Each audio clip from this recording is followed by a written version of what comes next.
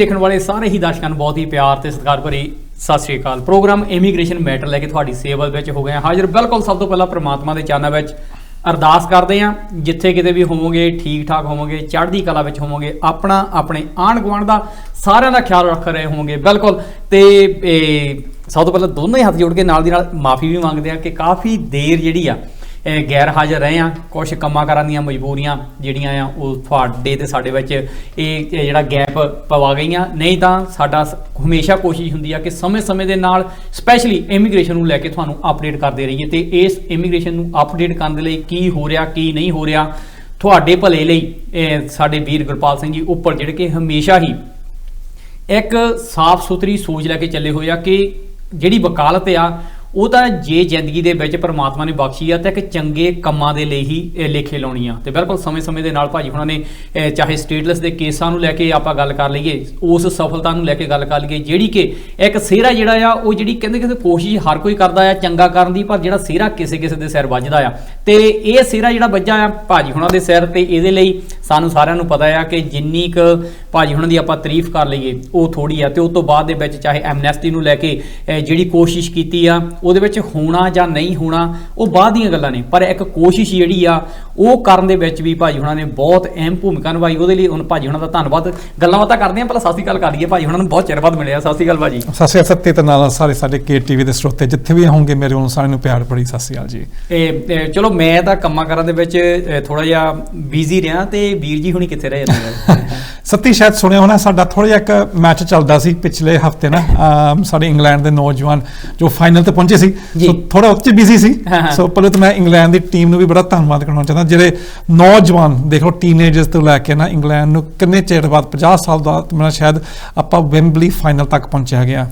ਚਲੋ ਆਪਾਂ ਫਾਈਨਲ ਜਿੱਤੇ ਤਾਂ ਨਹੀਂ ਹੈਗੇ, ਪਰ ਜਿਹਦੀ ਮੈਂ ਕਹਿੰਦਾ ਹਿੰਮਤ ਦਿਖਾਈ ਹੈਗੀ ਸਾਡੇ ਨੌਜਵਾਨਾਂ ਨੂੰ, ਇੱਦਾਂ ਲੱਗਦਾ ਹੈ ਕਿ ਸ਼ਾਇਦ ਹੁਣ ਵਰਲਡ ਕੱਪ ਵੀ ਜੋ 2 ਸਾਲਾਂ 'ਚ ਆ ਰਹੀ ਹੈਗੀ ਸ਼ਾਇਦ ਉਹ ਵੀ ਆਪਾਂ ਸੈਮੀਫਾਈਨਲ ਫਾਈਨਲ ਤੱਕ ਤਾਂ ਸ਼ਾਇਦ ਜ਼ਰੂਰ ਪਹੁੰਚੂਗੇ। ਕਿਉਂਕਿ ਇਹ ਬਿਲਕੁਲ ਸਹੀ ਗੱਲ ਆ ਥੋੜੀ ਬਹੁਤੀ, ਕਿਉਂਕਿ ਜਦੋਂ ਜਿਸ ਕਿਸੇ ਕੰਟਰੀ ਦੇ ਵਿੱਚ ਰਹਿੰਦੇ ਆ ਸਭ ਤੋਂ ਪਹਿਲਾਂ ਤਾਂ ਇਹ ਆ ਕਿ ਜਿਹੜੀ ਸਪੋਰਟ ਆ ਉਹਨੂੰ ਸਪੋਰਟ ਕਰਨੀ ਬਹੁਤ ਜ਼ਰੂਰੀ ਆ। ਠੀਕ ਨਹੀਂ, ਕੰਮਾਂ-ਕਾਰ ਜਿਹੜੇ ਆ ਜੇ ਤੰਦਰੁਸਤ ਰਹਿਣਾ ਆ, ਜੇ ਸਰੀਰ ਤੰਦਰੁਸਤ ਆ ਮਨ ਆਪਣੇ ਆਪ ਤੰਦਰੁਸਤ ਹੋ ਜਾਊਗਾ। ਖੇਡਾਂ ਦੇ ਨਾਲ ਜੁੜਨਾ ਤੇ ਖੇਡਾਂ ਨੂੰ ਸਪੋਰਟ ਕਰਨਾ ਬਹੁਤ ਜ਼ਰੂਰੀ ਆ। ਜੇ ਅਸੀਂ ਘਰ ਦੇ ਵਿੱਚ ਪ੍ਰੋਗਰਾਮ ਜਿਹੜੇ ਆ ਜੇ ਆਪਾਂ ਨਾਟਕਾਂ ਦੀ ਬਜਾਏ ਖੇਡਾਂ ਦੇਖਾਂਗੇ ਸਪੋਰਟਸ ਦੇਖਾਂਗੇ ਤਾਂ ਸਾਡੇ ਜਿਹੜੇ ਬੱਚੇ ਨੇ ਉਹਨਾਂ ਦਾ ਰੁਝਾਨ ਕਿਤੇ ਨਾ ਕਿਤੇ ਉਹਨਾਂ ਦਾ ਜਿਹੜਾ ਮਾਈਂਡ ਸੈਟ ਆ ਉਹਨਾਂ ਚੀਜ਼ਾਂ ਦੇ ਨਾਲ ਅਟੈਚ ਹੋਊਗਾ ਕਿ ਨਹੀਂ ਭਾਜੀ? ਸੱਤੀ ਜਿਹੜੀ ਇੱਕ ਨੈਸ਼ਨਲ ਸਪੋਰਟ ਹੈਗੀ ਆ ਉਹ ਬੇਸ਼ੱਕ ਰਗਬੀ ਹੋਏ, ਕ੍ਰਿਕਟ ਹੋਏ, ਫੁੱਟਬਾਲ ਹੋਏ, ਐਥਲੈਟਿਕਸ ਹੋਏ, ਇਹ ਜਦੋਂ ਵੀ ਇੰਗਲੈਂਡ ਕਿਤੇ ਫਾਈਨਲ ਜਾਂ ਸੈਮੀਫਾਈਨਲ ਤੱਕ ਪਹੁੰਚਦੀ ਹੈਗੀ ਇਹ ਸਾਰਾ ਮੁਲਕ ਇਕੱਠਾ ਹੋ ਜਾਂਦਾ ਹੈਗਾ, ਫੀਲ ਗੁੱਡ ਫੈਕਟਰ ਆ ਜਾਂਦਾ ਹੈਗਾ। ਲੋਕਾਂ ਦੇ ਜੋ ਮੈਂ ਕਹਿੰਦਾ ਕਿ ਨੈਗੇਟਿਵ ਚੀਜ਼ਾਂ ਪਾਸੇ ਹੋ ਜਾਂਦੀਆਂ। ਪ੍ਰਾਈਮ ਮਿਨਿਸਟਰ ਵੀ ਮੁੜੇ ਆ ਕੇ ਕਹਿ ਦਿੰਦਾ ਧੰਨਵਾਦ ਕਰਨਾ ਚਾਹੁੰਦਾ ਹੈਗਾ। ਸੋ ਹਮੇਸ਼ਾ ਇੱਕ ਪੋਜ਼ਿਟਿਵ ਚੀਜ਼ ਹੁੰਦੀ ਹੈ, ਇਕਨੋਮੀ ਨੂੰ ਇੱਕ ਬੂਸਟ ਹੁੰਦੀ ਹੈਗੀ ਹੈ, ਬੰਦੇ ਦੀ ਮੋਰਲ ਵੱਧਦੀ ਹੈਗੀ ਆ। ਸੋ ਉਹਦੇ ਵਾਸਤੇ ਮੈਂ ਕਹਿੰਦਾ ਕੋਈ ਵੀ ਟੀਮ ਕਿਸੇ ਮਰਜ਼ੀ ਮੁਲਕ ਦੀ ਹੁੰਦੀ ਹੈਗੀ ਜਦ ਪਹੁੰਚਦੀ ਹੈਗੀ ਫਾਈਨਲ ਤੱਕ, ਬੇਸ਼ੱਕ ਇੰਡੀਆ ਕਬੱਡੀ ਦੇ ਵਿੱਚ ਕ੍ਰਿਕਟ ਦੇ ਵਿੱਚ ਪਹੁੰਚਦੀ ਹੈਗੀ ਆ, ਖੁਸ਼ੀ ਤਾਂ ਹੁੰਦੀ ਹੈਗੀ ਆ। ਸੋ ਏਦਾਂ ਇੰਗਲੈਂਡ ਵਾਲੇ ਜਿੰਨੇ ਵੀ ਸਪੋਰਟਰਸ ਹੈਗੇ ਆ ਖੁਸ਼ੀ ਤਾਂ ਬਹੁਤ ਹੈਗੀ ਸੀ। ਬਿਲਕੁਲ ਸਹੀ ਗੱਲ ਆ। ਤੇ ਜਿਹੜਾ ਜਿੱਤ ਹਾਰਿਆ ਉਹਦਾ ਕਿ ਜਦੋਂ ਮੈਦਾਨ ਦੇ ਵਿੱਚ 2 ਪਹਿਲਵਾਨ ਘੁਲਦੇ ਆ, ਇੱਕ ਨੇ ਜਿੱਤਣਾ ਇੱਕ ਨੇ ਹਾਰਨਾ, ਪਰ ਜਿੱਤਣ ਵਾਲੇ ਦੇ ਨਾਲੋਂ ਹਾਰ ਕੇ ਦੁਬਾਰਾ ਜਿੱਤਣ ਵਾਲੇ ਨੂੰ ਜਿਹੜੀ ਜਿੱਤ ਦਾ ਜਿਹੜਾ ਅਹਿਸਾਸ ਆ ਜਿਹੜਾ ਮਜ਼ਾ ਆ ਉਹ ਵੱਖਰਾ ਹੀ ਹੁੰਦਾ ਆ, ਕਿਉਂਕਿ ਇੱਕ ਪਿਆਸਾ ਹੀ ਦੱਸ ਸਕਦਾ ਕਿ ਜਿਹੜੀ ਪਾਣੀ ਦੀ ਅਹਿਮੀਅਤ ਕੀ ਆ। ਬਿਲਕੁਲ ਭਾਜੀ ਗੱਲ ਚੱਲੀ ਸੀਗੀ ਕਿ ਭਾਜੀ ਹੁਣੀ ਹਮੇਸ਼ਾ ਸਮੇਂ-ਸਮੇਂ ਦੇ ਉੱਤੇ ਕੁਛ ਨਾ ਕੁਛ ਸਾਡੇ ਦਰਸ਼ਕਾਂ ਦੇ ਲਈ ਸਾਡੇ ਲਈ ਪੰਜਾਬੀ ਕਮਿਊਨਿਟੀ ਦੇ ਲਈ ਕਰਦੇ ਰਹਿੰਦੇ ਆ, ਚਾਹੇ ਉਹ ਸਟੇਟਲੈਸ ਦੇ ਕੇਸਾਂ ਨੂੰ ਲੈ ਕੇ ਹੋ ਜਾਈਏ ਤੇ ਹੁਣ ਪਿਛਲੇ ਸਮੇਂ ਤੋਂ ਇੱਕ ਪਟੀਸ਼ਨ ਚੱਲੀ ਸੀਗੀ ਐਮਨੈਸਟੀ ਨੂੰ ਲੈ ਕੇ ਜਿਹੜੀ ਕਿ ਤੁਸੀਂ ਆਪਣੇ ਵੱਲੋਂ ਤਾਂ ਬੇਸ਼ੱਕ ਨਹੀਂ ਸਟਾਰਟ ਕੀਤੀ, ਸਾਡੇ ਪ੍ਰਾਈਮ ਮਿਨਿਸਟਰ ਸਾਹਿਬ ਨੇ ਜਿਹੜੀ ਕਿ ਬਾਰ-ਬਾਰ ਬਿਆਨ ਦੇ ਰਹੇ ਸੀਗੇ ਉਹਨਾਂ ਨੂੰ ਮੱਦੇਨਜ਼ਰ ਰੱਖ ਕੇ ਇੱਕ ਕੋਸ਼ਿਸ਼ ਕੀਤੀ ਕਿ ਆਪਾਂ ਇਹਦੇ ਬਾਰੇ ਕੋਈ ਗੱਲਬਾਤ ਕੀਤੀ ਜਾਵੇ। ਕਿਉਂ ਜੇ ਇਹ ਨਹੀਂ ਹੋਗਾ ਕਿ ਪ੍ਰਾਈਮ ਮਿਨਿਸਟਰ ਸਾਹਿਬ ਨੇ ਕਹਿ ਦਿੱਤਾ ਤੇ ਇਹ ਗੱਲ ਹੀ ਰਹਿ ਜਾਵੇ, ਇਹਦੇ ਉੱਤੇ ਕਿਉਂ ਨਾ ਆਪਾਂ ਸਾਰੇ ਜਣੇ ਖੁੱਲ੍ਹ ਕੇ ਡਿਬੇਟ ਕਰਾਈਏ ਸਾਰਾ ਕੁਛ। ਤੇ ਉਹਦੇ ਲਈ ਚਾਹੇ ਭਾਜੀ ਹੁਣਾਂ ਨੇ ਜਿਹੜੇ ਕਿ ਭਾਜੀ ਦੇ ਕੰਟੈਕਟ ਵਿੱਚ ਜਿੰਨੇ ਵੀ ਪੰਜਾਬੀ ਸਿੰਗਰ ਸੀਗੇ, ਚਾਹੇ ਲਹਿੰਦੇ ਪੰਜਾਬ ਦੀ ਗੱਲ ਕਰੀਏ ਤੇ ਚਾਹੇ ਆਪਣੇ ਪੰਜਾਬ ਦੇ ਵਿੱਚ ਜਿਹੜੇ ਵੀ ਕੰਟੈਕਟ ਵਿੱਚ ਸੀਗੇ, ਸਾਰਿਆਂ ਨੇ ਬਹੁਤ ਭਰਮਾ ਹੰਗਾਰਾ ਕੀਤਾ। ਤੇ ਥੈਂਕ ਯੂ ਕਰਦੇ ਹਾਂ KTV ਦਾ ਜਿਨ੍ਹਾਂ ਨੇ ਇੱਕ ਬਹੁਤ ਵਧੀਆ ਸਟੇਜ ਢੰਗ ਨਾਲ 20-25 ਪ੍ਰੋਗਰਾਮ ਕੀਤੇ, ਨਾਲ ਹੋਰ ਵੀ ਜਿਸ ਮੀਡੀਆ ਨੇ ਇਹ ਗੱਲ ਕੀਤੀ ਆ ਇਹ ਤੁਹਾਨੂੰ ਸਾਰਿਆਂ ਨੂੰ ਪਤਾ ਹੈਗਾ। ਜਿਨ੍ਹਾਂ ਨੇ ਨਹੀਂ ਕੀਤੀ ਉਹਨਾਂ ਨੂੰ ਵੀ ਗੁੱਡ ਲੱਕ ਆ, ਕਿਉਂਕਿ ਕਿਤੇ ਨਾ ਕਿਤੇ ਸਮਟਾਈਮਸ ਇਹ ਹੁੰਦਾ ਕਿ ਹਮੇਸ਼ਾ ਅਸੀਂ ਇਹੀ ਕਹਿੰਦੇ ਰਹਿੰਦੇ ਹਾਂ ਕਿ ਇਹ ਜਿਹੜੀ ਚਿਹਰਾ ਆ ਇਹ ਜਿਹੜਾ ਚਿਹਰਾ ਆ ਮੈਨੂੰ ਹੁਣ ਚਲੋ ਵੀ ਮੀਡੀਆ ਨੂੰ ਛੱਡੋ, ਭਾਜੀ ਹੁਣਾਂ ਦੀ ਗੱਲ ਕਰ ਲੈਂਦੇ ਆ। ਭਾਜੀ ਮੇਰਾ ਖਿਆਲ ਆ ਬਈ ਸਮੇਂ ਦੇ ਉੱਤੇ ਤੁਹਾਨੂੰ ਵੀ ਕਾਫੀ ਭੰਡਿਆ ਜਾ ਰਿਹਾ, ਕਾਫੀ ਜਿਹੜੀਆਂ ਨੈਗੇਟਿਵ ਪੋਸਟ ਆ ਰਹੀਆਂ ਆ ਕਿ ਇਹੋ ਜਿਹੀਆਂ ਪਟੀਸ਼ਨਾਂ ਜਿਹੜੀਆਂ ਨੇ ਲੱਖਾਂ ਪਈਆਂ ਨੇ। ਫਿਰ ਜੇ ਭਾਜੀ ਇਹੋ ਜਿਹੀਆਂ ਲੱਖਾਂ ਪਟੀਸ਼ਨਾਂ ਪਈਆਂ ਨੇ, ਜਿਹੜੀਆਂ ਪਾਲਿਸੀਜ਼ ਨੇ ਉਹ ਕਿੱਦਾਂ ਚੇਂਜ ਹੁੰਦੀਆਂ ਨੇ ਭਾਜੀ? ਸਤੀ ਐਕਚੁਅਲੀ ਨਾ ਪਿਛਲੇ ਕਿ ਮੈਂ ਕਹੂੰ ਮਹੀਨੇ 6 ਹਫ਼ਤੇ ਕਿ ਮੈਂ ਆਇਆ ਕਿਉਂ ਨਹੀਂ ਆਇਆ ਸੀ, ਸ਼ਾਇਦ ਇੱਕ ਕਾਰਨ ਇਹ ਵੀ ਸੀ ਬਿਕੋਜ਼ ਥੈਂਕ ਯੂ ਸਾਰੇ ਸਰੋਤਿਆਂ ਨੂੰ ਜਿਨ੍ਹਾਂ ਨੇ ਲੋਕਾਂ ਨੇ ਕਿ ਵੋਟਾਂ ਪਾ ਕੇ 1 ਲੱਖ ਤੋਂ ਉੱਪਰ ਵੋਟ ਪਟੀਸ਼ਨ ਤੱਕ ਸਾਈਨ ਕਰਾ ਕੇ ਲੈ ਕੇ ਗਏ ਹੈਗੇ। ਇਨਫੈਕਟ ਕਿ ਮੈਂ ਪ੍ਰੋਪਰ ਗਿਣਤੀ ਦੇਖਾਂ, ਅੱਜ ਦੀ ਮੈਂ ਗਿਣਤੀ ਸੀ 103,411 ਅੱਜ ਦੀ ਗਿਣਤੀ ਦੇ ਹਿਸਾਬ ਨਾਲ ਸਾਈਨ ਹੋ ਚੁੱਕੇ, ਤਾਂ ਹਾਲੇ ਵੀ ਰੋਜ਼ ਲੋਕ ਸਾਈਨ ਕਰਦੇ ਹੈਗੇ ਆ ਜੀ। ਮਗਰ ਸਾਈਨ ਕਰਨ ਦੇ ਨਾਲ 1 ਲੱਖ ਪਟੀਸ਼ਨ ਆਉਣ ਵਾਸਤੇ ਫਿਰ ਅਗਲਾ ਇਹ ਸੀ ਇਹਦੀ ਡਿਬੇਟ ਹੋਣੀ ਜਾਂ ਨਹੀਂ ਹੋਣੀ ਹੈਗੀ ਜੀ, ਬਿਕੋਜ਼ ਇਹਦੀ ਇੱਕ ਸਿਸਟਮ ਹੁੰਦਾ ਹੈਗਾ। ਤਾਂ ਹਾਂ ਸੈੱਟ ਡੇਟ ਹੋ ਚੁੱਕੀ ਹੈਗੀ ਹੈ 19th of July। ਹੁਣ 9 ਜੁਲਾਈ ਡੇਟ ਤੇ ਸੈੱਟ ਹੋ ਚੁੱਕੀ ਹੈਗੀ ਹੈ, ਪਰ ਗੱਲ ਇੱਥੇ ਨਹੀਂ ਰੁਕਦੀ ਹੈਗੀ।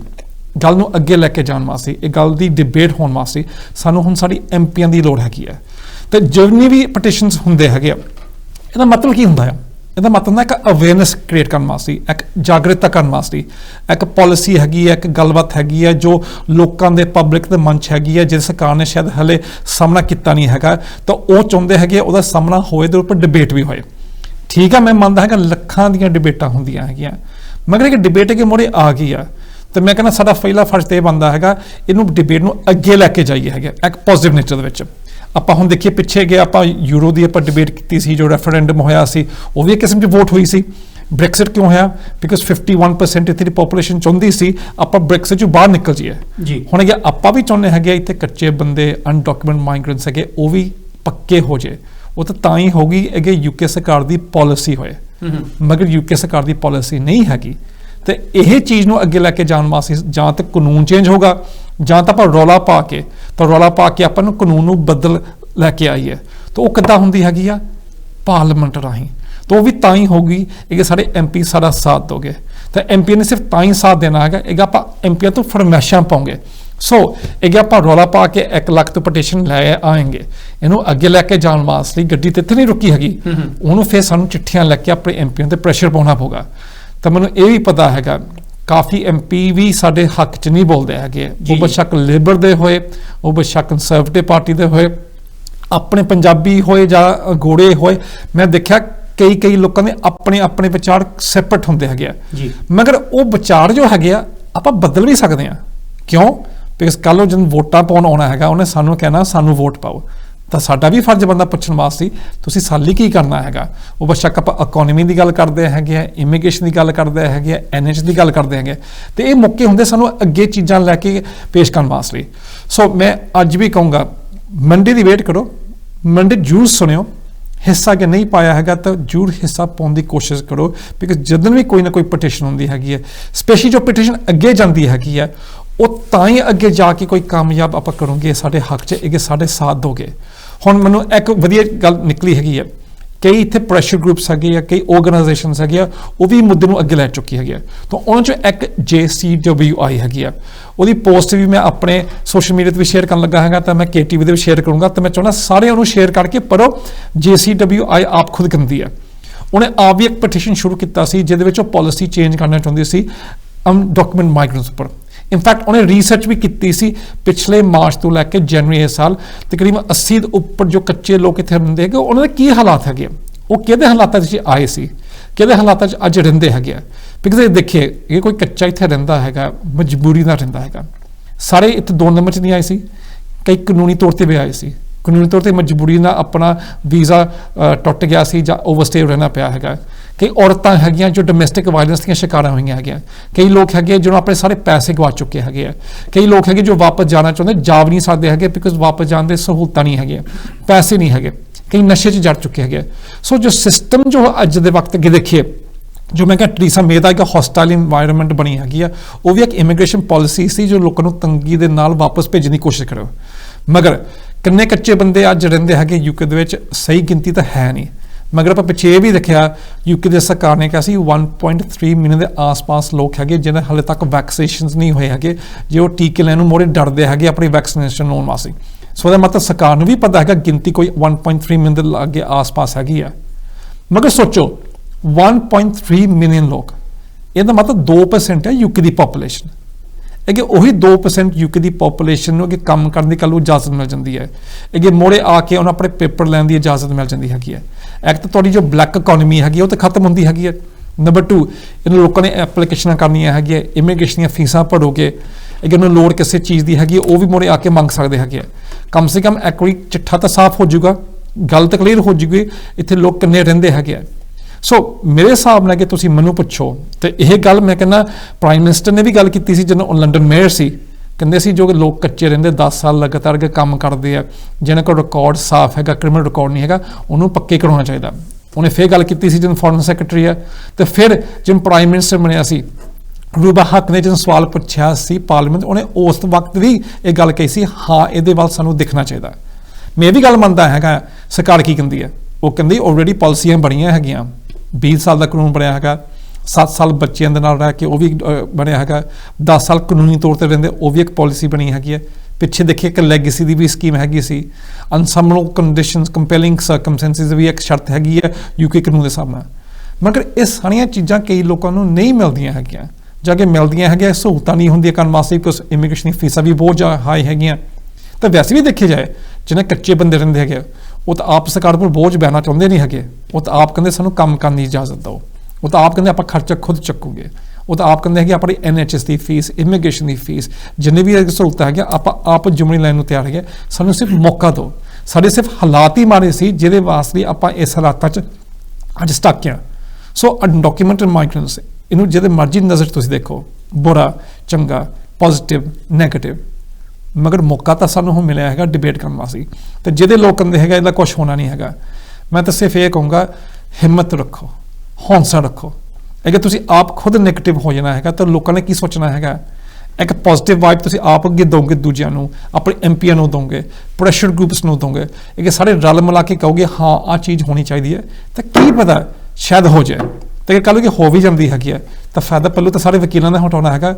ਸੋ ਮੇਰੀ ਬੇਨਤੀ ਹੈਗੀ ਆ ਆਪਾਂ ਕੀ ਚੀਜ਼ ਹੈ ਪੋਜ਼ਿਟਿਵ ਸਾਡੀ ਕਮਿਊਨਿਟੀ ਹੁੰਦੀ ਹੈਗੀ, ਸੱਤੀ ਮੈਂ ਕਹਿੰਦਾ ਸਾਨੂੰ ਰਲ ਮਿਲਾ ਕੇ ਇਕੱਠੇ ਹੋਣਾ ਚਾਹੀਦਾ, ਇੱਕ ਦੂਜੇ ਨੂੰ ਆਪਾਂ ਖਿੱਚਣਾ ਨਹੀਂ ਚਾਹੀਦਾ। ਜਿਹੜਾ ਵਕੀਲ ਇਸ ਟਾਈਮ ਨੈਗੇਟਿਵ ਪੋਸਟਸ ਪਾ ਰਿਹਾ ਹੈਗਾ, ਜਿਹੜਾ ਕਹਿ ਰਿਹਾ ਕਿ ਇਹਦਾ ਚੀਜ਼ਾਂ ਦਾ ਹੋਣਾ ਨਹੀਂ ਹੈਗਾ, ਮੇਰਾ ਖਿਆਲ ਆ ਕਿਉਂਕਿ ਉਹਨਾਂ ਨੇ ਪਹਿਲਾਂ ਗੱਲ ਕੀਤੀ ਕਿ ਸਟੇਟਲੈਸ ਦੇ ਕੇਸਿਸ ਨੂੰ ਲੈ ਕੇ ਵੀ ਤੀਰ ਤੁੱਕਾ ਚੱਲਿਆ, ਮੇਰਾ ਖਿਆਲ ਵੀ ਉਹਨਾਂ ਨੇ ਉਹ ਕੇਸ ਵੀ ਕੋਈ ਨਹੀਂ ਲਿਆ ਹੋਣਾ। ਤੇ ਆਉਣ ਵਾਲੇ ਸਮੇਂ ਦੇ ਵਿੱਚ ਜੇ ਕੋਈ ਇਹਨਾਂ ਇਸ ਕੇਸਿਸ ਦੇ ਅੰਡਰ, ਇਸ ਲਾਅ ਦੇ ਅੰਡਰ ਮੇਰਾ ਖਿਆਲ ਆ ਵੀ ਜੇ ਕੋਈ ਬਣਦਾ ਆ, ਕੋਈ ਕਾਨੂੰਨ ਬਣਦਾ ਆ, ਤੇ ਉਹਨਾਂ ਨੇ ਆਉਣ ਵਾਲੇ ਸਮੇਂ ਦੇ ਵਿੱਚ ਵੀ ਇਹ ਜਿਹੜੇ ਕੇਸਿਸ ਆ ਉਹ ਨਹੀਂ ਲੈਣੇ ਹੈਗੇ, ਕਿਉਂਕਿ ਇਹ ਹੁੰਦਾ ਕਿ ਪੰਜਾਬੀ ਜਿਹੜੇ ਆ ਇਹ ਆ ਕਿ ਜਿਹੜੀ ਗੱਲ ਕਰ ਦੇਣ ਨਾ ਉਹ ਤੇ ਪੱਕੇ ਰਹਿੰਦੇ ਆ। ਸੋ ਹੁਣ ਜੇ ਮੈਂ ਕਿਸੇ ਚੀਜ਼ ਨੂੰ ਇੱਕ ਚੀਜ਼ ਨੂੰ ਨੈਗੇਟਿਵ ਕਹਿ ਰਿਹਾ ਫਿਰ ਉਹ ਤੋਂ ਕਮਾਈ ਕਰਨ ਦਾ ਵੀ ਮੇਰਾ ਹੱਕ ਨਹੀਂ ਬਣਦਾ ਹੈਗਾ, ਕਿ ਨਹੀਂ ਭਾਜੀ? ਚਲੋ ਸੱਤੀ ਮੈਂ ਤੇ ਕਹੂੰ ਲੋਕ ਹਰ ਇੱਕ ਨੂੰ ਹੱਕ ਹੈਗਾ ਆਪਣੇ ਆਪਣੇ ਵਿਚਾਰ, ਆਪਣੇ ਆਪਣੇ ਓਪੀਨੀਅਨਸ ਰੱਖਣ ਵਾਸਤੇ। ਪਰ ਭਾਜੀ ਜੇ ਕੋਈ ਚੀਜ਼ ਜਿਹੜੀ ਨਹੀਂ ਭਾਜੀ, ਸੌਰੀ ਟੂ ਇੰਟਰਰਪਟ ਯੂ, ਕਿ ਜੇ ਕੋਈ ਕੰਮ ਕਹਿੰਦੇ ਹੁੰਦੇ ਵੀ ਕਿਤੇ ਇੱਕ ਸਮੇਂ ਦੇ ਉੱਤੇ ਇਹਦੇ ਬਾਜ ਵੇਲੇ ਇੱਕ ਚੁੱਪ 100 ਸੁੱਖ, ਹਮੇਸ਼ਾ ਹੀ ਤੁਸੀਂ ਆਪਣੇ ਆਪ ਨੂੰ, ਕਿਉਂਕਿ ਜੇ ਇਸ ਟਾਈਮ ਮੇਰਾ ਖਿਆਲ ਵੀ ਤੁਹਾਡੇ ਨਾਲ ਕਿਤੇ ਬਾਹਲਾ ਹੀ ਪਿਆਰ ਲੱਗਦਾ, ਕਿਉਂਕਿ ਜਦੋਂ ਵੀ ਕਿਤੇ ਤੁਹਾਨੂੰ ਲੋਕੀ ਪ੍ਰੇਜ਼ ਕਰਨ ਲੱਗਦੇ ਆ ਤਾਂ ਉਹਨੂੰ ਹੁੰਦਾ ਕਿ ਯਾਰ ਇਹਨੂੰ ਮੈਂ ਕਿਸੇ ਨਾ ਕਿਸੇ ਤਰ੍ਹਾਂ ਖਿੱਚਾਂ। ਮੈਂ ਕਿਸੇ ਵਕੀਲ ਦੇ ਖਿਲਾਫ ਨਹੀਂ ਹੈਗਾ, ਮੈਂ ਕਿਸੇ ਦੇ ਹੱਕ ਦੇ ਵਿੱਚ ਨਹੀਂ ਹੈਗਾ, ਮੈਂ ਹਮੇਸ਼ਾ ਜਦੋਂ ਕੋਈ ਵੀ ਇਨਸਾਨ ਚੰਗਾ ਕਰਨ ਦੀ ਕੋਸ਼ਿਸ਼ ਕਰਦਾ, ਇਸ ਪਲੇਟਫਾਰਮ ਦੇ ਰਾਹੀਂ KTV ਦੇ ਰਾਹੀਂ ਅਸੀਂ ਕੋਸ਼ਿਸ਼ ਕਰਦੇ ਹੁੰਦੇ ਆ ਕਿ ਉਸ ਇਨਸਾਨ ਨੂੰ ਕਮਿਊਨਿਟੀ ਦੇ ਲਈ, ਆਪਣੇ ਕੰਮਾਂ ਦੇ ਲਈ ਲੋਕਾਂ ਨੂੰ ਜਾਣੂ ਕਰਾਇਆ ਜਾਵੇ, ਤਾਂ ਕਿ ਤੁਸੀਂ ਸਾਰੇ ਜਣੇ ਦੇਖ ਸਕੋ ਕਿ ਅਸਲ ਦੇ ਵਿੱਚ ਕਹਾਣੀ ਕੀ ਆ, ਹੋ ਕੀ ਰਿਹਾ। ਇਹੋ ਜਿਹਾ ਅਮਨੈਸਟੀ ਨੂੰ ਲੈ ਕੇ ਜਦੋਂ ਗੱਲ ਚੱਲੀ, ਸਰਦਾਰ ਜਗਜੀਤ ਸਿੰਘ ਜੀਤਾ ਹੁਣਾਂ ਨੇ ਲਗਾਤਾਰ ਪ੍ਰੋਗਰਾਮ ਕੀਤੇ, ਕਿਉਂਕਿ ਜਦੋਂ ਗੱਲ ਇਸ ਪਲੇਟਫਾਰਮ ਦੀ ਕਰਦੇ ਆ ਤਾਂ ਹਮੇਸ਼ਾ ਗੱਲ ਕਹਿੰਦੇ ਹੁੰਦੇ ਆ ਕਿ ਇਹ ਤੁਹਾਡਾ ਆਪਣਾ ਪਲੇਟਫਾਰਮ ਹੈ, ਜੇ ਇਸ ਪਲੇਟਫਾਰਮ ਤੋਂ ਤੁਹਾਡੀ ਗੱਲ ਨਹੀਂ ਹੋ ਸਕਦੀ, ਤੁਹਾਡੇ ਵਿਚਾਰਾਂ ਦੀ ਗੱਲ ਨਹੀਂ ਹੋ ਸਕਦੀ, ਤਾਂ ਫਿਰ ਇਸ ਪਲੇਟਫਾਰਮ ਨੂੰ ਤੁਹਾਡਾ ਸਪੋਰਟ ਕਰਨਾ ਵੀ ਹੱਕ ਨਹੀਂ ਬਣਦਾ ਹੈਗਾ। ਤੁਸੀਂ ਸਪੋਰਟ ਕਰਦੇ ਹੋ ਤੇ ਸਾਡਾ ਫਰਜ਼ ਬਣਦਾ ਕਿ ਅਸੀਂ ਤੁਹਾਡੀ ਆਉਣ ਵਾਲੀਆਂ ਜਨਰੇਸ਼ਨਾਂ ਦੀ ਹਰ ਇੱਕ ਸਮੇਂ ਦੇ ਉੱਤੇ ਜਿਹੜੀ ਵੀ ਕੋਈ ਗੱਲਬਾਤ ਹੁੰਦੀ ਆ ਉਹ ਗੱਲ ਕਰੀਏ। ਤੇ ਭਾਜੀ ਇਸ ਚੀਜ਼ ਨੂੰ ਲੈ ਕੇ, ਅਮਨੈਸਟੀ ਨੂੰ ਲੈ ਕੇ, ਸਭ ਤੋਂ ਪਹਿਲਾਂ ਤਾਂ ਇਹ ਆ ਕਿ ਭਾਈ ਉਹਨਾਂ ਨੇ ਬਹੁਤ ਕਲੀਅਰ ਕਰ ਦਿੱਤਾ ਕਿ ਇਸ ਸਮੇਂ ਦੇ ਉੱਤੇ ਜਿਹੜੇ ਸਿਗਨੇਚਰ ਸੀਗੇ ਉਹ ਹੋ ਗਏ, ਤਰੀਕ ਮਿਲ ਗਈ ਆ 19 ਜੁਲਾਈ ਨੂੰ ਜਿਹੜੀ ਇਹ ਡਿਬੇਟ ਹੋਵੇਗੀ। ਉਹ ਤੋਂ ਪਹਿਲਾਂ ਹਜੇ ਵੀ ਸਾਡੇ ਕੋਲ ਸਮਾਂ ਹੈਗਾ ਕਿ ਆਪਣੇ ਜਿਹੜੇ ਲੋਕਲ MPs ਆ ਉਹਨਾਂ ਨੂੰ ਮਿਲ ਕੇ, ਚਾਹੇ ਈਮੇਲ ਦੇ ਰਾਹੀਂ, ਇੱਕ ਜਿਹੜੀ ਚੀਜ਼ ਆ ਉਹ ਪ੍ਰੈਸ਼ਰਾਈਜ਼ ਕਰੀਏ ਉਹਨਾਂ ਨੂੰ ਕਿ ਹਾਂ ਬਈ ਤੁਸੀਂ ਇਸ ਚੀਜ਼ ਦੇ ਉੱਤੇ ਕੀ ਕਹਿਣਾ ਚਾਹੁੰਦੇ ਹੋ, ਤੇ ਜੇ ਕਹਿਣਾ ਚਾਹੁੰਦੇ ਹੋ ਤਾਂ ਸਾਡੇ ਹੱਕ ਦੇ ਵਿੱਚ ਜ਼ਰੂਰ ਗੱਲ ਕਰੋ, ਨਹੀਂ ਤਾਂ ਇਲੈਕਸ਼ਨਸ ਆਈਆਂ ਲਓ ਫਿਰ ਜ਼ਰੂਰ ਗੱਲ ਕਰਾਂਗੇ। ਕਿ ਸੱਤੀ ਮੈਂ ਇਹ ਵੀ ਇੱਥੇ ਕਹੂੰਗਾ, ਮੈਂ ਮੰਨਦਾਗਾ ਕਈ ਸਾਰੇ MP ਸਾਡੇ ਹੱਕ 'ਚ ਨਹੀਂ ਬੋਲਦੇ ਹੈਗੇ, ਇਹਨੂੰ ਆਪਾਂ ਨੈਗੇਟਿਵ ਨਾ ਲੈ ਕੇ ਜਾਈਏ ਜੀ ਜੀ ਇਹ ਉਹਦੇ ਵਿਚਾਰ ਹੈਗੇ ਆ ਤਾਂ ਠੀਕ ਹੈ, ਕੱਲ ਨੂੰ ਆਪਾਂ ਉਹਦੇ ਵਿਚਾਰ ਬਦਲ ਵੀ ਸਕਦੇ ਹੈਗੇ ਆ। ਵਾਂਸ ਅਗੇਨ ਇਹ ਸਾਡਾ ਫਰਜ਼ ਬਣਦਾ ਹੈਗਾ ਆਪਾਂ ਲੈ ਕੇ ਆਪਾਂ ਉਹਨਾਂ ਨੂੰ ਕਨਵਿੰਸ ਕਰਨ ਦੀ ਕੋਸ਼ਿਸ਼ ਕਰੀਏ ਕਿ ਸਾਨੂੰ ਕੋਈ ਚੀਜ਼ ਚੰਗੀ ਲੱਗਦੀ ਜਾਂ ਮਾੜੀ ਲੱਗਦੀ ਹੈ। ਕ੍ਰਿਟਿਕਸ ਨੈਗੇਟਿਵ ਪੋਜ਼ਿਟਿਵ ਚੀਜ਼ਾਂ ਇਹ ਤਾਂ ਹੁੰਦੀਆਂ ਰਹਿੰਦੀਆਂ ਹੈਗੀਆਂ, ਪਰ ਆਪਾਂ ਨੈਗੇਟਿਵ ਨੂੰ ਆਪਾਂ ਲੈ ਕੇ ਬਹਿ ਨਾ ਜਾਈਏ, ਆਪਾਂ ਨੂੰ ਪੋਜ਼ਿਟਿਵ ਚ ਵੀ ਟਰਨ ਕਰ ਸਕਦੇ ਹਾਂਗੇ, ਪਰ ਹੋਗੇ ਰਲ ਮਿਲਾ ਕੇ। ਸਿਰਫ ਤਾਂ ਹੀ ਹੋਗਾ ਕਿ ਆਪਾਂ ਸਾਰੇ ਇਕੱਠੇ ਹੋ ਕੇ ਬੋਲੀਏ। ਇਹ ਨਾ ਸੋਚੀਏ ਚਲੋ ਮੈਨੂੰ ਈਮੇਲ ਲਿਖਣੀ ਵੀ ਹੁੰਦੀ ਹੈਗੀ, ਫਲਾਨਾ ਹੀ ਈਮੇਲ ਕਰ ਦੂਗਾ ਜਾਂ ਕਿਸੇ ਨੇ ਹੁਣ ਚਿੱਠੀ ਲਿਖਣੀ, ਨਹੀਂ। ਮੈਂ ਕਹਿੰਦਾ ਇਹੀ ਸੋਚ ਸੀ ਜਿਹਦੇ ਵਿੱਚ ਮੈਂ ਕਹਿੰਦਾ ਜਿਹੜੀ ਪਟੀਸ਼ਨ ਸੀ ਜੋ ਲੱਖ ਸਿਗਨੇਚਰ ਸੀ, ਇਹ ਰਾਤੋਂ ਰਾਤ ਨਹੀਂ ਹੋਈ ਸੀ, ਕਿੰਨਾ ਸਾਨੂੰ ਜ਼ੋਰ ਪਾਉਣਾ ਪਿਆ ਤੁਹਾਨੂੰ ਕਨਵਿੰਸ ਕਰਾਉਣ ਵਾਸਤੇ। ਸੋ ਮੈਂ ਹੁਣ ਵੀ ਕਹਿੰਦਾ ਬੈਠੇ ਨਾ ਰਹੋ, ਪਲੀਜ਼ ਅੱਗੇ ਫੋਨ ਕਰ ਸਕਦੇ ਕਿ ਤੁਹਾਡੀ ਪਰਸਨਲ ਜਾਣ ਪਛਾਣ ਹੈਗੀ ਹੈ, ਪੁੱਛੋ ਤੁਹਾਡੇ ਐਮਪੀ ਦਾ ਤੁਹਾਡਾ ਕੀ ਵਿਚਾਰ ਹੈਗਾ, ਤੁਸੀਂ ਹੱਕ 'ਚ ਹੈਗੇ ਜਾਂ ਨਹੀਂ ਹੱਕ 'ਚ। ਤਾਂ ਮੈਂ ਫਿਰ ਕਹਿੰਦਾ ਕਈ ਐਮਪੀ ਨਹੀਂ ਹੋਣੇ ਹੈਗੇ ਤਾਂ ਠੀਕ ਆ, ਉਹਦੇ ਵਿਚਾਰ ਵੀ ਠੀਕ ਹੈਗੇ ਆ, ਗੌਰਮੈਂਟ ਦੀ ਪਾਲਿਸੀ ਹੈਗੀ ਆ। ਕਈ ਮੈਂ ਇਹ ਵੀ ਕਹਿੰਦਾ ਕਈ ਪਾਰਟੀਆਂ ਦੀ ਵੀ ਪਾਲਿਸੀ ਸ਼ਾਇਦ ਹੋਊਗੀ ਥੋੜੀ ਜਿਹੀ ਐਂਟੀ ਇਮੀਗ੍ਰੇਸ਼ਨ, ਸ਼ਾਇਦ ਨਹੀਂ ਚਾਹੁੰਦੇ ਕਿ ਜੋ ਕੱਚੇ ਲੋਕ ਇੱਥੇ ਰਹੇ। ਕਿਉਂ? ਬਿਕਾਜ਼ ਸ਼ਾਇਦ ਇੱਕ ਨੈਗੇਟਿਵ ਮੈਸੇਜ ਭੇਜ ਹੁੰਦਾ ਕਹਿਣ ਵਾਸਤੇ ਕਿ ਤੁਸੀਂ 2 ਨੰਬਰ 'ਚ ਆ ਕੇ ਰਹਿੰਦੇ ਹੈਗੇ ਤਾਂ ਸਮੇਂ ਦੇ ਨਾਲ ਇੱਥੇ ਪੱਕੇ ਹੋ ਸਕਦੇ ਹੈਗੇ ਆ। ਬਿਲਕੁਲ, ਸਾਡੀ ਆਪਣੀ ਹੋਮ ਸੈਕਟਰੀ ਜਿਹੜੀ ਆ ਉਹ ਇਸ ਦੇ ਹੱਕ ਦੇ ਵਿੱਚ ਨਹੀਂ ਹੈਗੀ। ਉਹਨਾਂ ਨੇ ਤਾਂ ਪਿਛਲੇ ਦਿਨਾਂ ਵਿੱਚ ਇਹ ਵੀ ਬਿਆਨ ਦਿੱਤਾ ਕਿ ਜਿਹੜੀ ਕੋਈ ਕੰਟਰੀ ਜਿਹੜੀ ਆ ਆਪਣੇ ਜਿਹੜੇ ਮਾਈਗ੍ਰੈਂਟਸ ਆ ਉਹਨਾਂ ਨੂੰ ਨਹੀਂ ਲੈਂਦੀ ਤਾਂ ਅਸੀਂ ਉਹਨਾਂ ਨੂੰ ਵੀਜ਼ੇ ਇਸ਼ੂ ਨਹੀਂ ਕਰਨੇ, ਆਪਾਂ ਵੀਜ਼ਾ ਨਹੀਂ ਇਸ਼ੂ ਕਰਨਾ, ਅਸੀਂ ਵੀਜ਼ਾ ਨਹੀਂ ਇਸ਼ੂ ਕਰਨਾ ਹੈਗਾ। ਤਾਂ ਹਲੇ ਕਿ ਤੁਸੀਂ ਦੇਖੋ ਆਪ ਏਸ਼ੀਅਨ ਬੈਕਗ੍ਰਾਉਂਡ ਦੇ ਤਾਂ ਬੰਦਾ ਇਹ ਸੋਚਦਾ ਕਿ ਇਹਦਾ ਸ਼ਾਇਦ ਸਾਡੀ ਥੋੜੀ ਜਿਹੀ ਹਮਦਰਦੀ ਕਰੂਗੀ, ਪਰ ਜਿਹੜੀ ਸਟ੍ਰਿਕਟਨੈਸ ਤੁਹਾਡੀ ਬਿਲਕੁਲ ਸਹੀ ਹੈਗੀ ਗੱਲ ਜੋ ਟਰੀਸਾ ਮੈਨੇ ਸ਼ੁਰੂ ਕੀਤੀ ਸੀ ਤਾਂ ਅੱਜ ਤੱਕ ਇਹ ਪ੍ਰੀਤ ਪਟੇਲ ਨੇ ਦਿਖਾਈ ਹੈ ਕਿ ਮੈਂ ਕਹਿੰਦਾ ਹੋਰ ਕਿਸੇ ਪ੍ਰੀਵੀਅਸ ਹੋਮ ਸੈਕਟਰੀ ਦਿਖਾਈ ਨਹੀਂ। Maybe it's a female thing, I don't know what is, ਪਰ ਇਦਾਂ ਲੱਗਦਾ ਹੈਗਾ ਗੁੱਸਾ ਬਹੁਤ ਹੈਗਾ ਜਿੰਨੇ ਵੀ ਫੀਮੇਲ ਕੰਜ਼ਰਵੇਟਿਵ ਸਾਡੇ ਰਿਪਰੈਜ਼ੈਂਟੇਟਿਵਸ ਮੋੜੇ ਹੁੰਦੇ ਹੈਗੇ।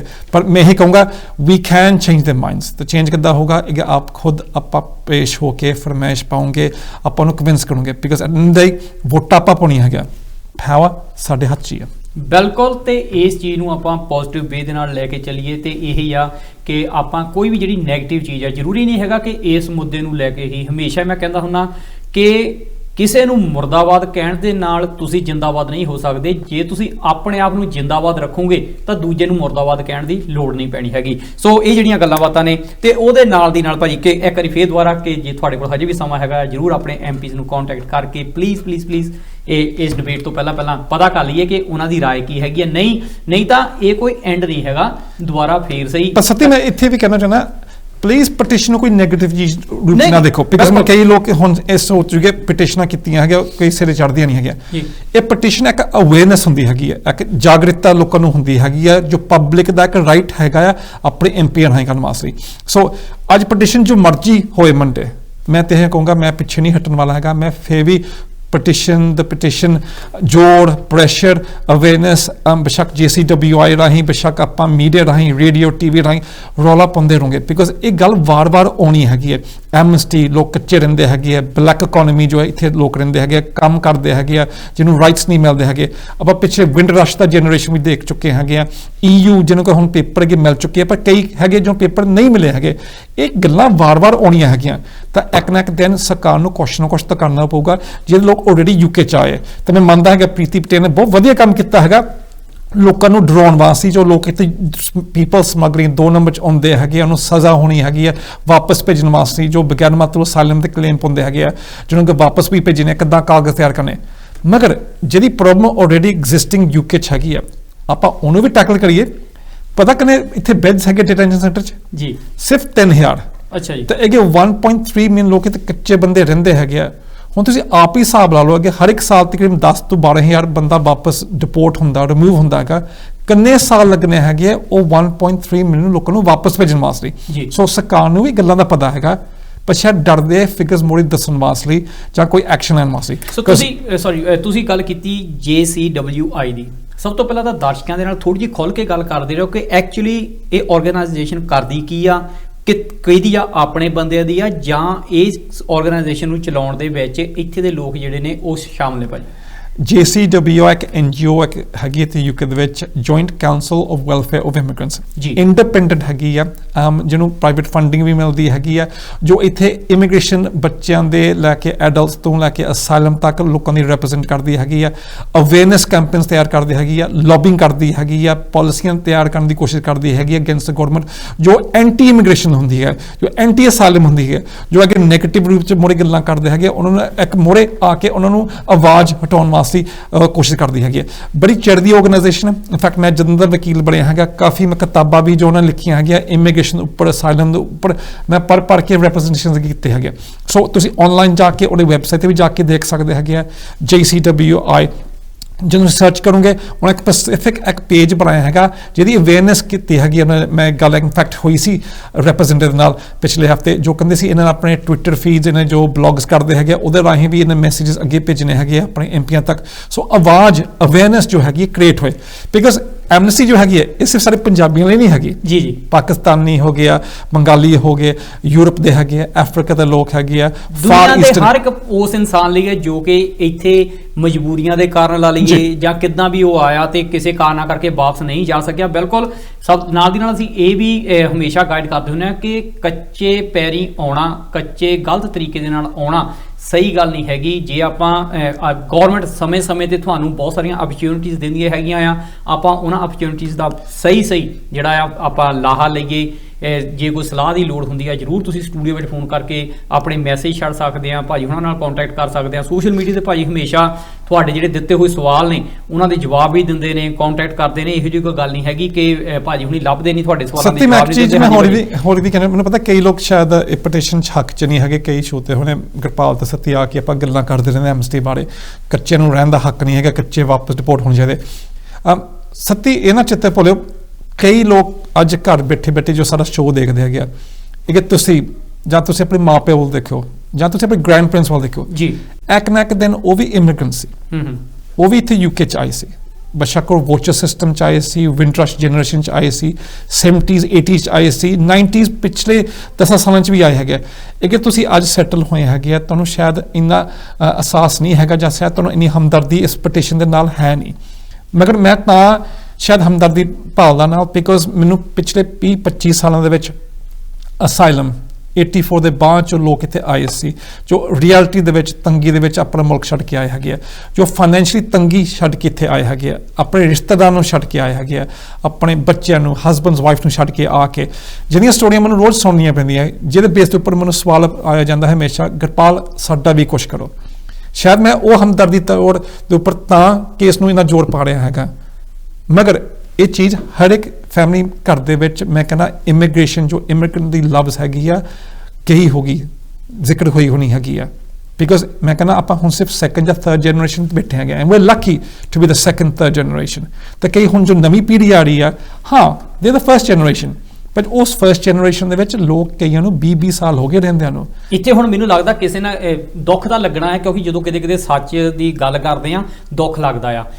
ਪਿਛਲੇ ਦਿਨਾਂ ਦੇ ਵਿੱਚ ਯੂਰੋ ਕੱਪ ਹੋਇਆ, ਯੂਰੋ ਕੱਪ ਦੇ ਵਿੱਚ ਜਿਹੜਾ ਨਸਲੀ ਵਿਤਕਰਾ ਆਨਲਾਈਨ ਸੋਸ਼ਲ ਮੀਡੀਆ ਤੇ ਦੇਖਣ ਨੂੰ ਸਾਨੂੰ ਮਿਲਿਆ, ਉਹਦੇ ਲਈ ਤੁਸੀਂ ਦੇਖਿਆ ਕਿ ਲੱਖਾਂ ਦੀ ਬਜਾਏ ਕਰੋੜਾਂ ਦੇ ਹਿਸਾਬ ਦੇ ਨਾਲ ਪਟੀਸ਼ਨ ਦੇ ਉੱਤੇ ਸਾਈਨ ਹੋ ਗਏ। ਤੇ ਜੇ ਅੱਜ ਪੰਜਾਬ ਦੀ ਧਰਤੀ ਜਾਂ ਕਿਸੇ ਵੀ ਕੰਟਰੀ ਦੇ ਮੁਲਕ ਤੇ ਕਿਸੇ ਵੀ ਮੁਲਕ ਤੋਂ ਆਏ ਹੋਏ ਲੋਕਾਂ ਨੂੰ ਅਸੀਂ ਉਹਨਾਂ ਦੇ ਹੱਕਾਂ ਦੇ ਲਈ ਆਪਣੀ ਆਵਾਜ਼ ਨਹੀਂ ਬੁਲਾਉਂਦੇ, ਤਾਂ ਇਹ ਵੀ ਇੱਕ ਨਸਲੀ ਵਿਤਕਰਾ ਆ, ਠੀਕ ਨਹੀਂ? ਹਮੇਸ਼ਾ ਇੱਕ ਸੈਲੀਬ੍ਰਿਟੀ ਦੇ ਮਗਰ ਨਹੀਂ ਹੀ ਸਪੋਰਟ ਕਰਨੀ ਚਾਹੀਦੀ, ਜਦੋਂ ਗਰੀਬ ਦੀ ਬਾਹ ਫੜਾਂਗੇ ਤਾਂ ਉਹ ਸਭ ਤੋਂ ਵੱਡੀ ਹੈਲਪ ਹੋਵੇਗੀ। ਇਸ ਸਮੇਂ ਦੇ ਉੱਤੇ ਜੇ ਕੋਈ ਭਲਾਈ ਦਾ ਕੰਮ ਕਰਨਾ ਚਾਹੁੰਦੇ ਆ ਤਾਂ ਜਿਹੜੇ ਆਏ ਹੋਏ ਇੱਥੇ ਲੋਕ ਨੇ ਉਹਨਾਂ ਦੀ ਆਵਾਜ਼ ਬਣੀਏ, ਉਹਨਾਂ ਦੇ ਲਈ ਕੁਝ ਕਰ ਸਕਦੇ ਆ, ਜਿੰਨਾ ਵੀ ਕਰ ਸਕਦੇ ਆ। ਬਥੇਰਾ ਚਿਰ ਹੋ ਗਿਆ 3-3 ਪਾਉਂਡ ਦੇ ਕੇ ਉਹਨਾਂ ਦਾ ਲਹੂ ਪੀਂਦਿਆਂ ਨੂੰ, ਕਿਤੇ ਹੋ ਸਕਦਾ ਕਿ ਉਹ ਵੀ ਕਿਤੇ ਹੱਕ ਦੀ ਕਮਾਈ ਤੇ ਹੱਕ ਦੀ ਮਿਹਨਤ ਜਿਹੜੀ ਉਹਨਾਂ ਦੀ ਬਣਦੀ ਵੇਰੀ ਹੈ ਲੈਣ ਦੇ ਵਿੱਚ ਕਾਮਯਾਬ ਹੋ ਜਾਣ। ਪਰਮਾਤਮਾ ਅੱਗੇ ਇਹੀ ਅਰਦਾਸ ਆ। ਤੇ ਆਪਾਂ ਜਿਹੜੀ ਗੱਲਬਾਤ ਭਾਜੀ ਪਿਛਲੇ ਦਿਨਾਂ ਦੇ ਵਿੱਚ ਬਹੁਤ ਵੱਡੀ ਚੀਜ਼ ਜਿਹੜੀ ਆ ਕਿ ਜ਼ਮਰਾਨ ਨੂੰ ਲੈ ਕੇ ਜਿਹੜੀ ਚੇਂਜਸ ਆਈਆਂ ਆ, ਸਭ ਤੋਂ ਪਹਿਲਾਂ ਤਾਂ ਹੈ ਕੀ ਸੀ, ਕੀ ਹੋਇਆ, ਕਿੱਦਾਂ ਹੋਇਆ, ਇਹ ਸਾਰਾ ਕੁਝ ਭਾਜੀ? ਸੱਤੀ ਇਹ ਵੀ ਮੈਨੂੰ ਪਿਛਲੇ ਮੈਂ ਕਹਿੰਦਾ 4 ਹਫ਼ਤਿਆਂ 'ਚ ਬੜੇ ਫੋਨ ਕਾਲਸ ਆ ਰਹੇ, ਬੜੀ ਇਨਕੁਆਰੀਆਂ ਹੋ ਰਹੀਆਂ ਹੈਗੀਆਂ। ਸੁਣਿਆ ਹੈਗਾ ਜਿਹਦੇ ਅੱਗੇ ਬੱਚੇ ਸਟੇਟਲੈਸ ਦੇ ਬੇਸ ਦੇ ਉੱਪਰ ਇੱਥੇ ਪੱਕੇ ਹੋਏ ਸੀ, ਮਾਂ ਪਿਓ ਨੂੰ ਜੋ 10 ਸਾਲ ਦੇ ਰੂਟ ਦੇ ਵਿੱਚ ਵੀਜ਼ੇ ਮਿਲੇ ਸੀ, ਇਹ ਹੁਣ 5 ਸਾਲ ਦੇ ਵਿੱਚ ਬਣਾਉਣ ਲੱਗੇ, ਕਨਵਰਟ ਹੋਣ ਲੱਗੇ ਹੈਗੇ ਆ। ਸੋ ਉਹਦੇ ਵਿੱਚ ਮੈਨੂੰ ਪਤਾ ਰਸ਼ ਪਿਆ ਸੀ, 30 ਜੂਨ ਤੋਂ ਪੱਲੂ ਐਪਲੀਕੇਸ਼ਨ ਕਰ ਲਈਏ, ਅਦਰਵਾਈਜ਼ ਤੁਹਾਨੂੰ 5 ਸਾਲ ਦਾ ਹੱਕ ਜੋ ਹੈਗਾ ਇੱਥੇ ਰਹਿਣ ਦਾ ਮੁੱਕ ਜਾਣਾ ਹੈਗਾ। ਪੱਲੂ ਤਾਂ ਮੈਂ ਕਲੀਅਰ ਕਰਨਾ ਚਾਹੁੰਦਾ ਜ਼ਬਰਾਨੋ ਦਾ ਕੀ ਚੱਕਰ ਹੈਗਾ ਜਾਂ ਕੀ ਗੱਲਬਾਤ ਹੈਗੀ ਆ, ਬਿਕਾਜ਼ ਰਿਐਲਿਟੀ ਦੇ ਵਿੱਚ ਜਿਹਦਾ ਕਿ ਕੇਸ ਹੋਇਆ ਸੀ ਉਹ ਜ਼ਬਰਾਨੋ ਦਾ ਨਹੀਂ ਸੀ, ਉਹ ਇੱਕ ਐਡਮਿਨਿਸਟ੍ਰੇਟਿਵ ਕੋਰਟ ਦੇ ਵਿੱਚ ਇੱਕ ਆਸਾਨੀ ਦਾ ਕੇਸ ਸੀ, ਜਿਹਦੇ ਵਿੱਚ ਕੇਸ ਪੇਸ਼ ਕਰਨ ਵਾਸਤੇ ਸਾਨੂੰ ਦੇਖਣਾ ਪਊਗਾ ਹਿਸਟਰੀ ਜ਼ਬਰਾਨੋ ਦੀ ਕੀ ਹੈਗੀ ਆ। ਹੁਣ ਜ਼ਬਰਾਨੋ ਦਾ ਕੇਸ ਸੀ ਇੱਕ EU ਡੈਰੀਵੇਟਿਵ ਰਾਈਟ, ਇੱਕ ਰਾਈਟ ਹੁੰਦਾ ਜੋ ਅਗੇ ਬੱਚਾ UK 'ਚ ਬ੍ਰਿਟਿਸ਼ ਆ, ਬੱਚੇ ਦੀ ਦੇਖਭਾਲ ਇੱਕ ਕੇਅਰ ਪ੍ਰਾਇਮਰੀ ਕੇਅਰ ਜੋ ਆਪਾਂ ਕਹਿੰਦੇ ਹੈਗੇ ਆ, ਉਹ ਡੈਰੀਵੇਟਿਵ ਰਾਈਟ ਦੇ ਬੇਸ ਦੇ ਉੱਪਰ ਤੁਹਾਨੂੰ ਇੱਥੇ ਰਹਿਣ ਦਾ ਹੱਕ ਬਣਦਾ ਆ। ਹੁਣ ਜਿੰਨਾ ਆਪਾਂ ਸਟੇਟ ਦੇ ਕੇਸ ਜਿੱਤੇ ਸੀ, ਉਸ ਵਕਤ ਵੀ ਕਾਫੀ ਲੋਕਾਂ ਨੂੰ ਡੈਰੀਵੇਟਿਵ ਰਾਈਟ ਦਾ ਹੱਕ ਬਣਦਾ ਸੀ ਬੱਚੇ ਦੇ ਬੇਸ ਦੇ ਉੱਪਰ ਕਲੇਮ ਕਰਨ ਵਾਸਤੇ, ਬਟ ਲੋਕਾਂ ਨੇ ਨਹੀਂ ਕੀਤਾ ਸੀ। ਕਿਉਂ? ਬਿਕਾਜ਼ ਆਰਟੀਕਲ 8 ਦੇ ਹੇਠ ਆ ਉਹਨੂੰ ਡਾਇਰੈਕਟਲੀ ਵਨ ਦੇ ਵਿੱਚ ਜਾ ਕੇ ਵੀਜ਼ਾ ਕਿੱਦਾਂ ਮਿਲ ਜਾਂਦਾ ਸੀ। ਹੁਣ ਜਬਰਾਨੋ ਦੇ ਹੇਠ ਅੱਗੇ ਤੁਸੀਂ ਬ੍ਰਿਟਿਸ਼ ਪੇਰੈਂਟ ਆ ਬੱਚੇ ਦੇ, ਉਸ ਬੇਸ ਦੇ ਉੱਪਰ ਕੀ ਹੁੰਦਾ ਸੀ, ਤੁਸੀਂ ਅਪਲਾਈ ਕਰਦੇ ਸੀ ਤਾਂ ਉਹਦੇ ਬਾਅਦ ਤੁਹਾਨੂੰ 5 ਸਾਲ ਦੀ ਤੋਂ ਸਟੇ ਮਿਲ ਜਾਂਦੀ ਸੀ। ਉਹਨੂੰ ਕਹਿੰਦੇ ਸੀ EU ਰਾਈਟ।